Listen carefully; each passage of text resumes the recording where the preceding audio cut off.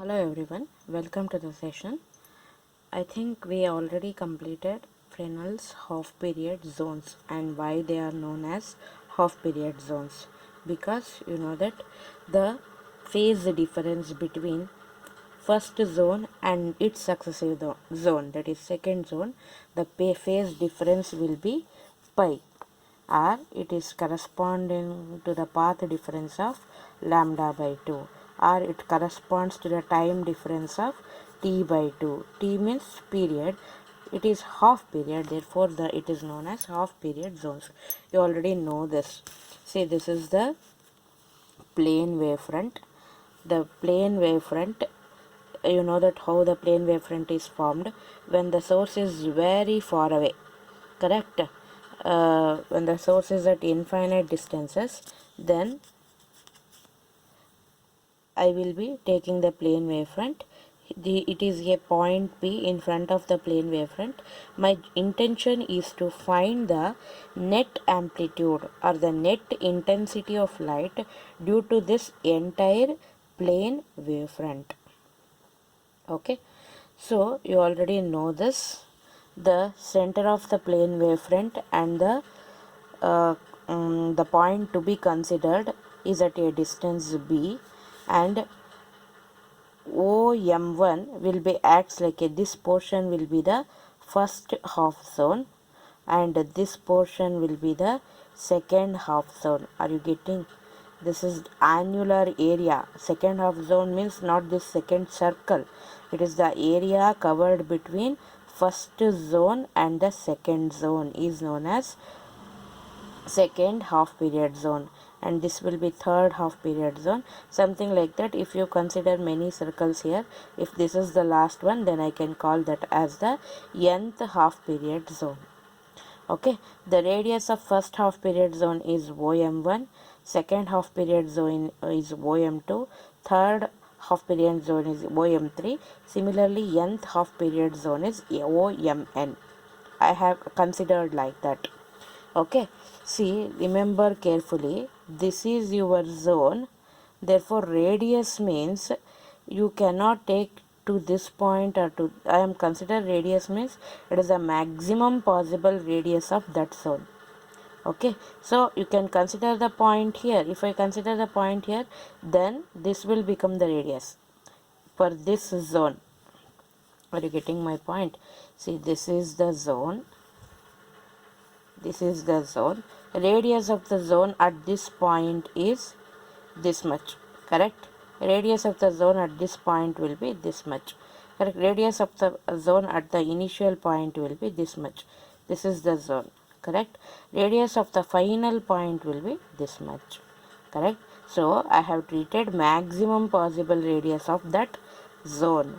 Similarly, you can consider many more points in between, but I have considered the maximum possible radius. Therefore, maximum possible radius for first zone will be OM1, second zone will be OM2, similarly nth zone will be OMN. And you already know B, or the B plus lambda by 2, is the radius. By constructing the sphere, I can get these concentric circles, and the radius of that concentric spheres will be, first for first zone, you have to construct the concentric sphere by taking the radius b plus lambda by 2. For second zone, b plus 2 lambda by 2. Similarly, for nth zone, b plus n lambda by 2. These are the things you already know. Now, you already know. Let me calculate the radius of the first half period zone. Radius of first half period zone will be, that is maximum possible radius, OM1. Okay. See, OM1 and P is forming a right angle triangle. So from that right angle triangle, I can write like this. Hypotenuse square is equal to the square of the adjacent sides, OM1 square plus OP square. Okay, then what I have to do, I want the OM1 because that is the radius of the first period zone. So I have taken this side. So I have written like this by using the simple mathematics. Now I am substituting the value. See, M1P means that is B plus lambda by 2, and OP means that is B. I am substituting the value. So after simplifying, by using a plus b whole square formula, I can write like this: b square plus lambda by 2 whole square plus 2 into b into lambda by 2, and this is minus b square as it is, plus b square minus b square, and here 2 get cancels. So I will be left with b lambda plus lambda square by 4.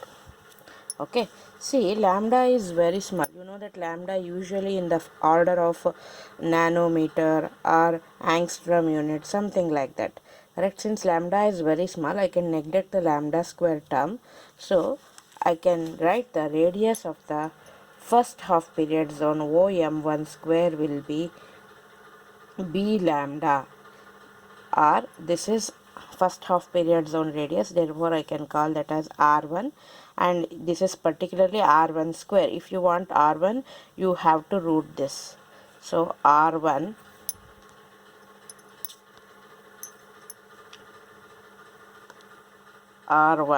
will be equal to root of 1b lambda, correct? Root of 1b lambda.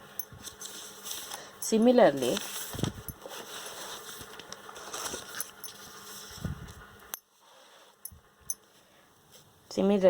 radius of second half period zone, that is OM2 square, can be written as OM2 square is equal to M2P square minus OP square. See, from the same right angle triangle, OM2 square plus OP square must be equal to M2P square, correct?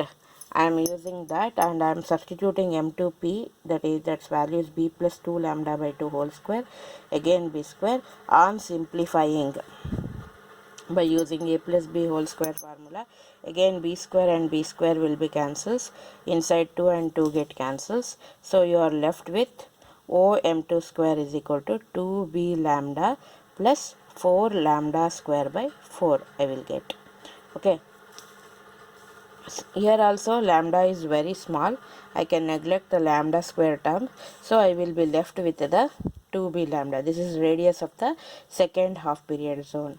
See, I am running out because if I go very slowly, then the video length will be very large, then I cannot upload. So if you can't understand, if you feel this is fast, you can pause it and you can hear it again, and you have to take down all this by passing. This is your notes, you have to take down this. Okay, and similarly the radius of the radius of first half zone will be 1b lambda. Now I got radius of second half zone as 2b lambda. So similarly I can write radius of nth half zone will be nb lambda. So area of first half period, if I know the radius, how can I find? Area will be pi into r square. So pi into 1b lambda, I will get this one. So area of second half period zone will be, you can expect pi into r2 square. No, I already told you this is the annular area, correct? Therefore if you consider the total area and this total area, if you subtract that, then only you will get the area of the second annular area of the second half period zone. Therefore this will be pi into OM1 square minus, or pi into OM2 square minus pi into OM1 square. Second half period zone is not directly pi r2 square. Are you getting my point?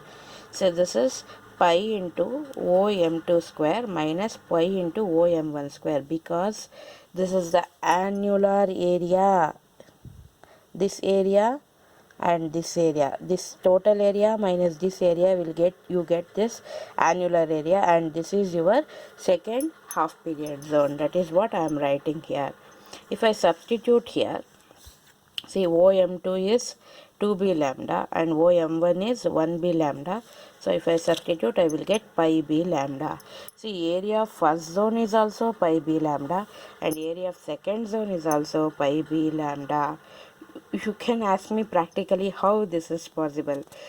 Actually they are not exactly equal, they are nearly equal, because in all the cases I have neglected the lambda square term. If I consider this lambda square term, there is a slight difference between area of first zone and the area of second zone. Since I neglected the lambda square term, I can say area of first zone and area of second zone will be nearly equal.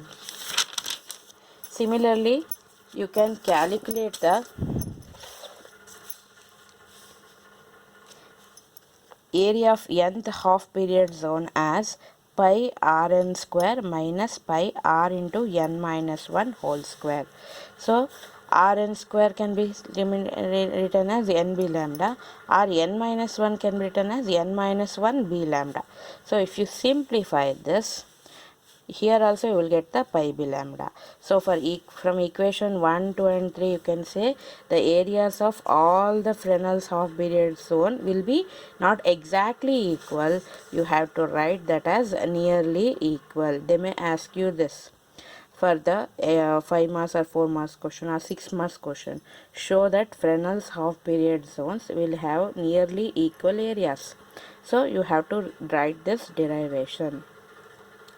So you have to add your extra things like consider a plane wavefront ABCD, and which is divided into half period zones. Let OM1 be the radius of first. So these are the extra things that you have to write in your notes, and then you have to copy this derivation. Okay, and similarly this is the area. If you consider the ratios of their radius and also show that ratio is proportional to root of the natural number, that is where n is equal to 1, 2, 3. So now only you know that the ratios are in the ratio r1 square, r2 square, r3 square. I can write first one is 1b lambda, 2b lambda, nb lambda. B lambda will get cancels in all the terms, so I will be left with 1:2, 2:, etc. up to n. So if this is square, if I want the radius, I will be taking the square root. See, r1 is proportional to root 1, r2 is proportional to root 2, r3 is proportional to root 3. So in general I can write the radius of the nth Fresnel's half period zone is proportional to root n, where n takes the value 1, 2, 3, etc. So this they may ask you for the derivation.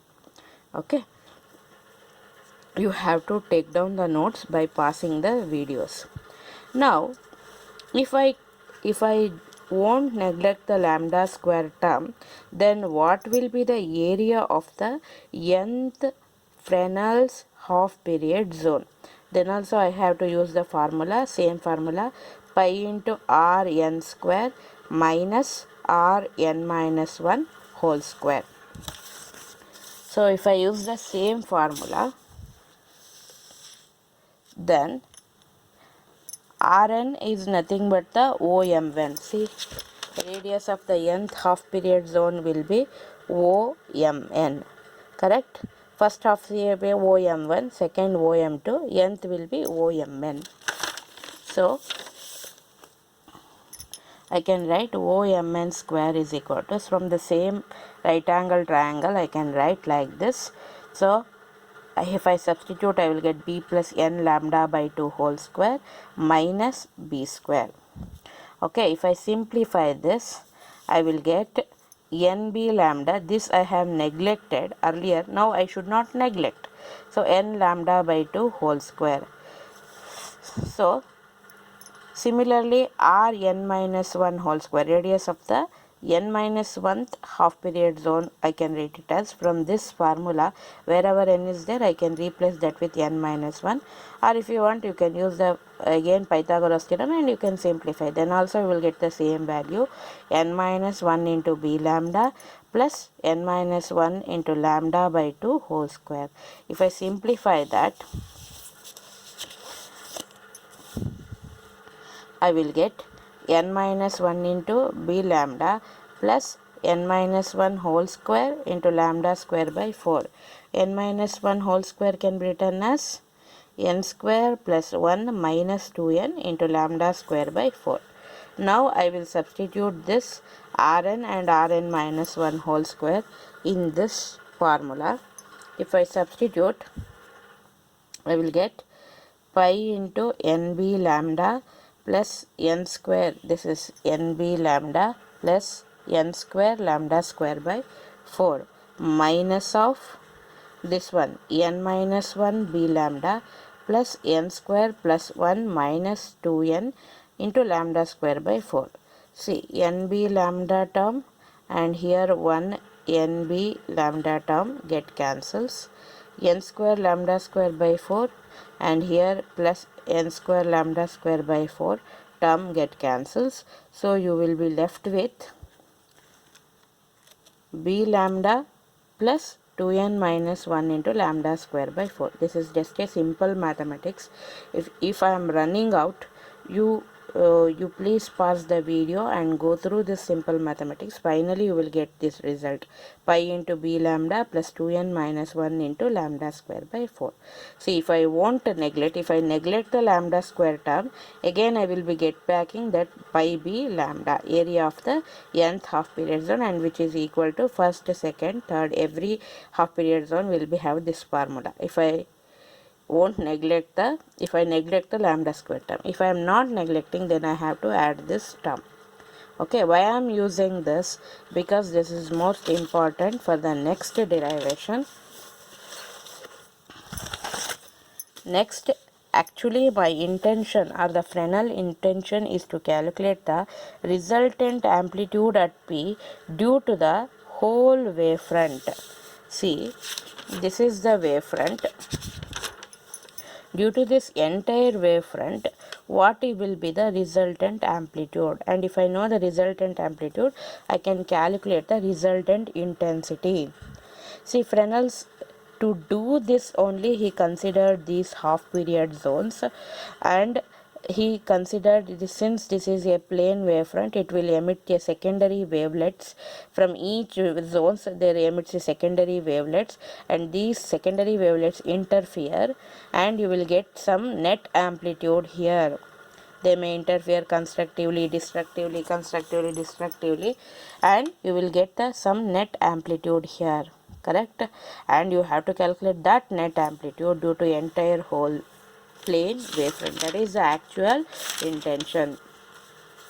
And he give the simple idea that amplitude due to one single zone. Firstly, let me calculate the amplitude due to first zone, amplitude due to second zone, amplitude due to third zone. Then if I sum that, then I will get the net amplitude due to the whole wavefront, correct? Therefore, amplitude due to any single zone, he showed that it is proportional to area of that zone directly, and average distance of the zone,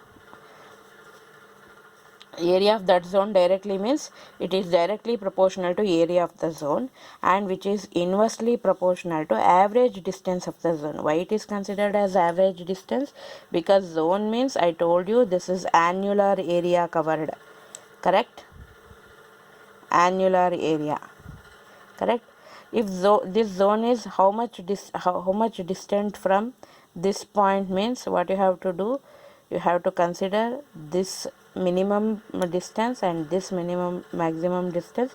So you have to consider the average distance. Then I can say this is this much distant from this point, or you can consider exactly the middle point, and you can calculate the distance from that middle point of the zone to the external point.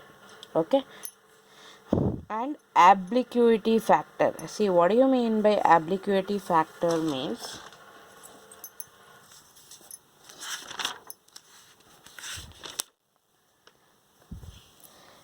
see, first half zone is covering this angle, okay? See, second half zone similarly some more angle, third half zone like this, fourth like this.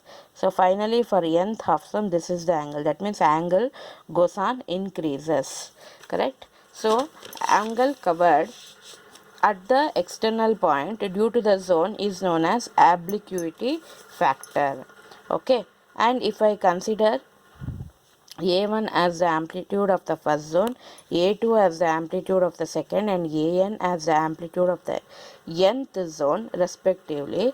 So according to these points, for the nth or the final zone, what I can write?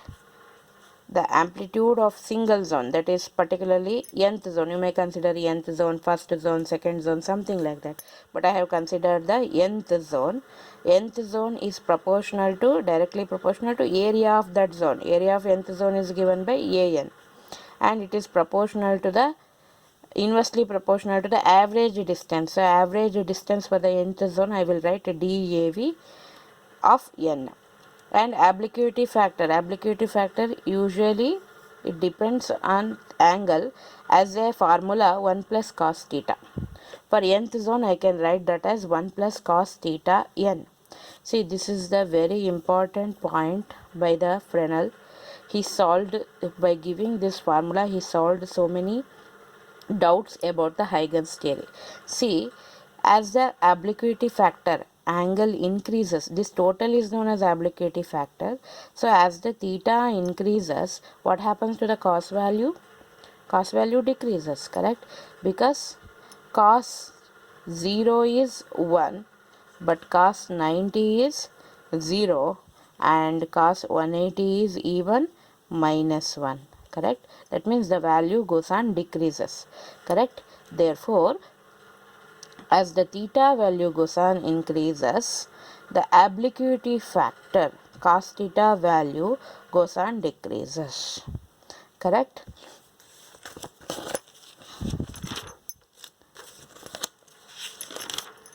So theta value goes on increases, its obliquity factor goes on decreases, and even if I consider the point P backside, consider the point P backside, then the theta value will be 180 degree, correct? If theta is 180 degree, you know that is minus 1. Then according to obliquity factor, cos 180 is minus 1, 1 plus minus 1, that is 0. Obliquity factor is completely 0. This shows that secondary wavelets only travels in the forward direction, not in the backward direction. This is not correctly explained by Huygens. I told you while explaining the Huygens wave theory, correct? So anyway, 1 plus cos theta n, an value, you know that an value, by considering lambda square into account. Before that, let me calculate the average distance of the nth zone. Average distance of nth zone is given by b plus n lambda by 2 plus b plus n minus 1 into lambda by 2 whole divided by 2. Why this is like this? Because see, it is at a maximum distance for the nth zone, means only this much. Okay, in the nth zone, the maximum distance from the point P will be this one, b plus lambda n lambda by 2. So minimum distance starting at the starting point, the distance will be b plus n minus 1 lambda by 2. So I am considering the average distance. Therefore b plus n minus 1 lambda by 2 plus b plus n lambda by 2 whole divided by 2. That is why hence the name average distance. So if you simplify this, b plus n lambda by 2 plus b plus n lambda by 2 minus lambda by 2 whole divided by 2 you will get. So then I can write b plus b 2b, n lambda by 2 plus n lambda by 2 n lambda, and minus lambda by 2 as it is, and then whole lambda